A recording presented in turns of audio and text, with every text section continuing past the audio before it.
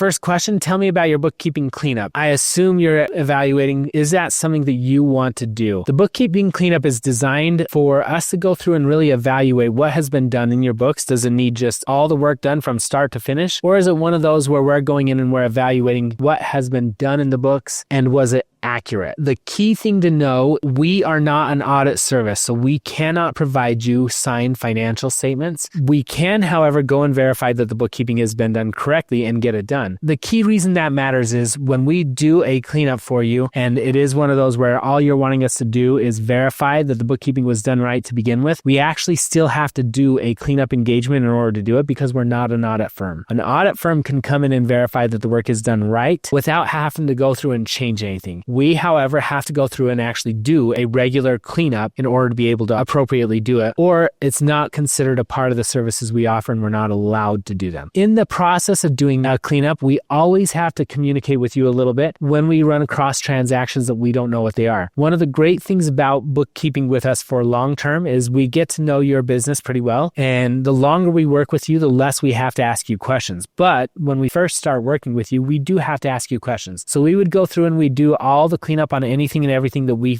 do understand and know. But those things like Amazon purchases or maybe even Home Depot or stuff like that could be personal or business, we're probably going to have to ask you about those and get some further details. Another one where we tend to have to ask you regular details is if you have transactions where it could have been a payment to somebody for services, or it could have been a payroll contracted services thing, or it could have even been an owner's draw, those type of things where there's basically a name attached but no description on what it was. So there are a few things we bother you about. I do apologize with that, but we tend to shoot for the average cleanup getting done in about 4-ish days per month that we need to do a cleanup. Of course, we actually have a longer period of time we're allowed than that, but that's our target rate. We try to be really fast.